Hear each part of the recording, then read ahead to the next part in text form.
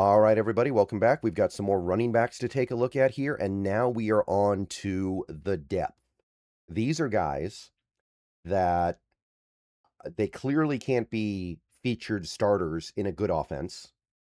I don't even really think they can be reliable rotational backs in like a run heavy offense like what we have. What you're doing here basically is you're saying, okay, I gave a bunch of money to my lead back, be it Walker, Hall, or Achan, or whoever, and I'm still paying a little bit of money to Charbonnet, who isn't going to be back until late in the season. So I have to go light here and hope the guy I pick is able to pick it up for a few months. Basically, you're rolling the dice and you're hoping the guy you end up with, who is going to be relatively cheap, I think, ends up exceeding expectations and can get it done. All right, everybody, before we go any further into this video, I want to take a minute to tell you guys about the Sleeper app and some new functionality they've recently rolled out, Team Picks. With Team Picks, you can pick winners in all kinds of sporting events. Right now, we have NBA basketball, college basketball, NHL hockey is going on, baseball's going to start in a little more than a month, and of course, you have futures in the NFL, even though the games in the NFL are over. Right now, if you look to my left here, you can actually see you can bet on next year's Super Bowl winner. They've got the Seahawks leading the way in those odds, by the way, at 12%. How does that make you feel as a Seahawks fan? But you can bet on MVP, you can bet on draft picks, you can bet on player destinations, all kinds of fun stuff, even though the season is over. So that is Team Picks over on Sleeper. A lot of fun stuff you can do. So these are the guys you could get for, I believe, just a couple $1 million on a 1-year deal. They'll be happy to be in the NFL for the most part. There could be exceptions, there could be surprises, but we are trying to find the guy that you think can hold up and maybe exceed the value of his deal for a few months while you're waiting for your main guy to get back. Michael Carter, this formerly a New York Jet, most recently an Arizona Cardinal, about to turn 27. His rookie year was kind of his best year. He had almost 1,000 yards that year, and ever since then, it's been kind of a decline. But this last year, he gave you about 600 yards from scrimmage, 4.8 yards per touch. It wasn't bad, and this might be the kind of thing that you want to do here because he's not going to cost as much as some of the other backs we talked about in the previous video, I don't think. But I think that you can say, hey, if we're using him as our secondary back for the first few months of the year, and then he becomes our third string back after Charbonnet gets back, things kind of fit together. So Michael Carter, interesting candidate for this. Pro Football Focus thought he was all right in 2025, 71.2, which is below average, but still perfectly workable. We're not looking for a superstar with this kind of a signing anyway. And Spotrac, they think he's going to get 1 year, 3.1 million. I don't think he's going to get that. I think you're looking at more like 1 year, 2 million, especially in this market where there are a lot of decent running backs available. So I think you're looking at like 1 year, 2 million. And yeah, you're probably going to get your money's worth there, but you're hoping he can be a little bit more than that. And I don't know if he is going to be that. I don't know if he's going to be anything more than a serviceable backup. But again, you might be forced to sign somebody of this level because how much money can you spend on running backs in one offseason? Brian Robinson Jr. is another really interesting one. This guy is really a hammer. He's even heavier than Charbonnet, I think. Gonna turn 27 this offseason. Former third round pick. He was a good player for Washington for a few years there. Actually had a 1,100-yard season. Went to the 49ers this last year in I believe it was a trade, and he was basically the fill-in back for CMC, but CMC is on the field so much, it's really hard to get much in the way of playtime when you're behind that guy. So he still ended up having about 400 yards, 400 decently efficient yards, but it was not a great season for him, obviously, and he's now entering the offseason as kind of a devalued player. Like coming off 2023, 2024, where he had over 2,000 combined yards and 17 touchdowns and almost 5 yards a touch.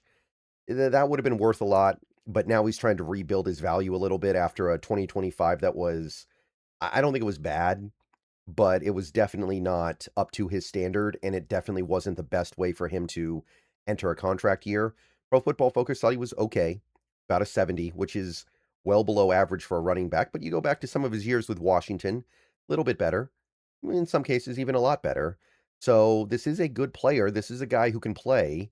And Spotrac thinks 1 year, 3.1 million. That's reasonable if people are going to pay him based partially off of what he did in Washington.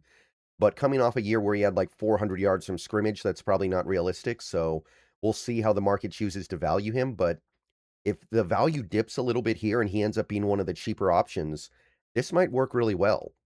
This might be the ideal, in some ways, this might be the ideal Zach Charbonnet fill-in until Charbonnet gets back. So I like the idea. Honestly, he might be a little too good. He might end up going for a little bit more money than some of the other guys in this tier, but I think things are going to be very, very pliable with him, and it could go one way or the other pretty hard. Kenneth Gainwell is an interesting one. I don't think there's a lot of hype here. There's not a lot of excitement here. He's turning 27 this offseason, though. He is a Super Bowl champion, and he is coming off a 1,000-yard season. It's just the way he got to that 1,000-yard season that is making some people wonder what he really is. He mostly did it as a receiving back, and he was an effective receiving back. But you think about that Steelers offense this last year, because he was with the Steelers in 2025, it was a lot of check downs, it was a lot of screens and dump offs. It was a very limited offense, and there were a lot of reasons why they had to be limited, but I think there's a sense that he got force fed, and he's a good player, but I don't think there's a belief that he's a 1,000-yard player in a healthy, normal, good offense. So I'm interested to see how the league ends up perceiving him in 2026. I think there's a wide range here. Like, as a running back, he did do a pretty decent job in 2025, but it's only 114 carries that we're talking about here in 17 games. So even though he stayed healthy, the Steelers clearly did not feel comfortable giving him a lot of carries out of the backfield. But again, this is the kind of thing that the Seahawks are looking for. Somebody who is not some high-profile player, somebody they can get for a relatively cheap cost, and somebody who can be effective for a few months while they're waiting for Charbonnet to get back. But I don't know if this is the kind of running back you want to get, right? This is kind of a scat back. He's 200 pounds, 5'9", very small. I don't know if that's really what you're looking for in a Zach Charbonnet replacement. Pro Football Focus thought he was good in 2025, 73.8, so they did like him. They appreciate what he does as a receiver. And Spotrac thinks he's going to get a multi-year deal, 2 years, 5.9 million, so about 3 million a year. We'll see how the league ends up valuing him. I would probably not do that, but I do think he's going to make some team pretty happy. I do think some team is going to get Kenneth Gainwell, and they're going to get their money's worth, and they're going to be like, yeah, that was what we needed. I don't think the Seahawks are necessarily a fit for what he brings to the table with their need at this point in time. And certainly Kenneth Gainwell is not good enough to be a featured back, so I would not try to sign him to be that. Final guy for this video is Najee Harris. Najee Harris, kind of a forgotten guy. And I understand why. It's not hard to understand why no one really cares about Najee Harris anymore. About to turn 28. He made a Pro Bowl as a rookie, and it's been all downhill since then, pretty much. Barely played in 2025, got 15 carries, and then had a season-ending injury. There's some good stuff from his first 4 years in the league when he was a Steeler, but it was mostly just really inefficient, high volume carries, right? Like, what are we doing here? The guy got almost 400 touches in 2021. You're going to put up yards when you get the ball that much. And these other years, yeah, 1,200 yards, 1,200 yards, 1,300 yards, 34 touchdowns over his first 4 seasons. Like, those numbers look good and sound good, but then you look at like yards per touch, yards per carry, and it becomes pretty clear this is a very mediocre player. Maybe not even mediocre. They just gave him a lot of carries because who else were they going to give the ball to? But you look at the numbers, you go past the surface level, you pretty quickly realize that Najee Harris doesn't have what it takes to be a lead back in the NFL unless you're just willing to subside on some pretty lackluster play. But he is somebody that, in the right offense, could be an effective hammer, I think. He is a bigger back.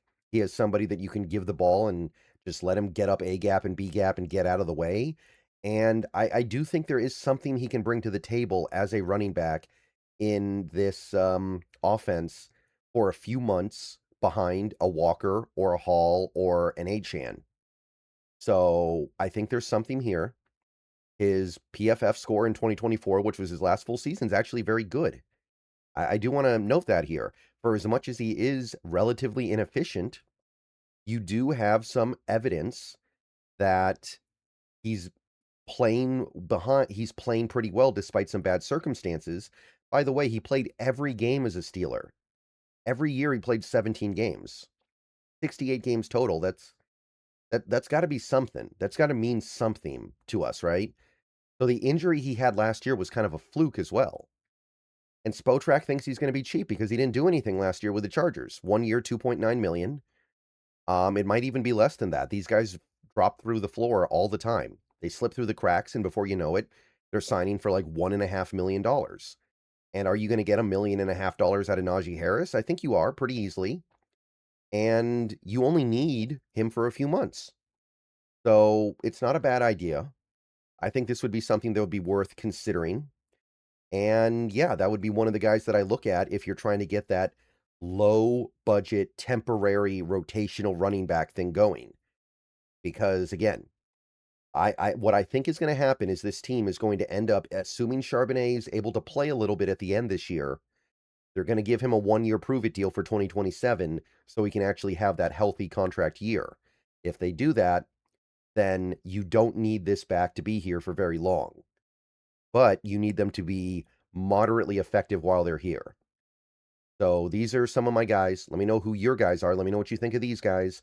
I'll see you guys soon. More videos coming. Go Hawks. Everybody have a good rest of your day.